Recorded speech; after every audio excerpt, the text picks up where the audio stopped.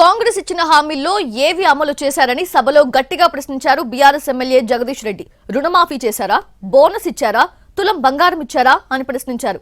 లక్ష అబద్దాలు చెప్పి 10 ఏళ్లు అధికారం అనుభవించిన పార్టీకి తమకు ప్రశ్నించే అధికారం ఎక్కడిదని కౌంటర్ ఇచ్చారు మంత్రి కోమటిరెడ్డి.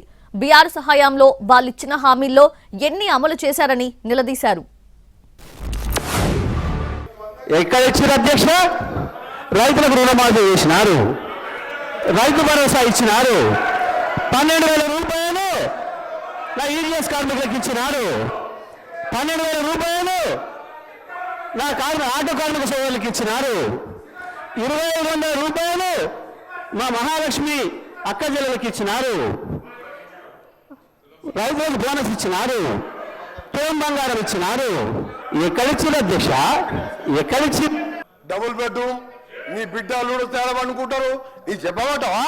లక్ష అబద్ధాలు ఆడి 2 సార్లు అధికారంలోకి వచ్చిన మీరు మా మేనిఫెస్టో మేము చేసిన కార్యక్రమాలు లక్షల కోట్ల మంది ఇవాళ ఆర్టీసీలో ఉచితంగా మహిళలు ప్రయాణం చేస్తున్నారు. చూస్తలేవా? 50 లక్షల కుటుంబాలకు 200 యూనిట్ల వరకు ఉచితంగా ఈ రోజు కరెంట్ ఇస్తున్న మాట వాస్తవం కాదు. 4 సంవత్సరాల సమయం ఉన్నది. ఇవన్నీ చేసి చూపిస్తాం. తొందరగా పడతాం.